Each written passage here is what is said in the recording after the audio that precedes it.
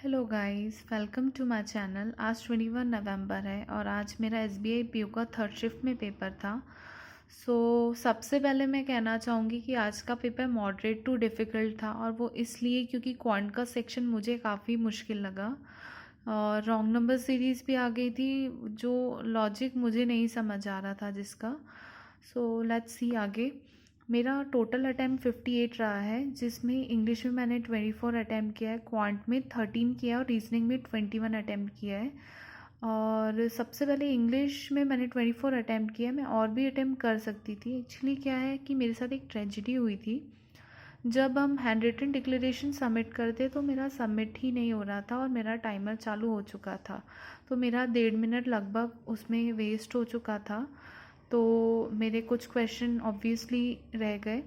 मैं आरसी के क्वेश्चन नहीं अटेम्प्ट कर पाई थी। यूजुअली मैं आरसी लास्ट में ही अटेम्प्ट करती हूँ, तो मेरे आरसी के क्वेश्चन नहीं हो पाए थे। तो इंग्लिश में आरसी आई थी। क्लोज टेस्ट के 7 क्वेश्चन थे, जो कि काफ़ी इजी था। क्लोज टेस्ट काफ़ी इजी लगा मुझे, और आरसी भी ठीक था। मैं थोड़ा टाइम देती तो मुझसे क्वेश्चन बन जाते। वर्ड यूसेज के क्वेश्चन थे और एरर डिटेक्शन के क्वेश्चंस थे, वर्ड स्वैप के क्वेश्चंस थे। तो ये इंग्लिश में था इतना। उसके बाद मैं क्वांट की बात करूँगी। क्वांट में 5 क्वाड्रेटिक थी, 5 रॉन्ग नंबर सीरीज़ थी, जिसमें से मैंने सिर्फ 3 की और 2 मुझसे नहीं हुई, और 15 डीआई थी एंड आई थिंक 10 अर्थमेटिक थे। ये क्वांट में था और क्वांट काफ़ी मुश्किल था रॉन्ग नंबर सीरीज़ के कारण, और कहीं ना कहीं डीआई भी मुश्किल थी। तो क्वांट का सेक्शन मुश्किल था, I would say. Next is reasoning.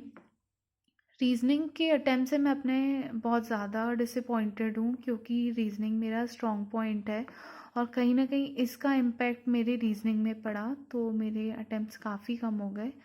तो ये मेरी कहीं ना कहीं एक मिस्टेक रही कि मैंने इसका इम्पैक्ट यहाँ पढ़ने दिया। मैं यहाँ आराम से 25 प्लस तो क्वेश्चन कर सकती थी और अपने ओवरऑल अटैम्प्ट भी मैं बढ़ा लेती। और रीजनिंग बहुत मुश्किल नहीं था, मॉडरेट लेवल था, तो हो जाते आराम से क्वेश्चन। It's okay. अभी मुझे पता नहीं है 58 अटैम्प्ट में मेरा सिलेक्शन होगा नहीं होगा। मेरी एक्यूरेसी अच्छी है, मैंने बहुत कामली पेपर अटैम्प्ट किया था।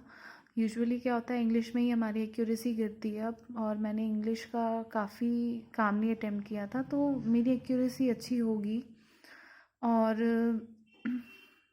Rest of the things like मेरा सिलेक्शन होगा नहीं होगा, वो रिज़ल्ट आने के बाद पता चल जाएगा।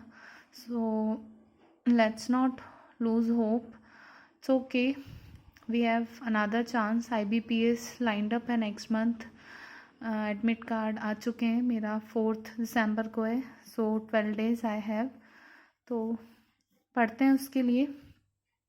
और मैं कहना चाहूँगी कि जिनका एग्ज़ाम 27 को है, तो वो हर चीज़ के लिए प्रिपेयर हैं, क्योंकि क्वांट में रियली मतलब काफ़ी सरप्राइज़ फील हुआ। मैं भी प्रिपेयर्ड थी कि अगर सीरीज़ आएगी तो काफ़ी इजी आएगी और मिसिंग ही आएगी। तो हमें ये प्री ऑक्यूपाइड थॉट्स के साथ नहीं जाना है। कुछ भी आ सकता है, डीआई भी मुश्किल आ सकती है और कोई भी सेक्शन मुश्किल आ सकता है। मैं ये डराने के लिए नहीं कह रही हूँ, पर हमें हर चीज़ का प्रिकॉशन लेके चलना है। That's it. All the best जिनका 27 को है, एंड जिनके पेपर हो चुके हैं। Let's prepare for IBPS PO। Will do it. Thank you.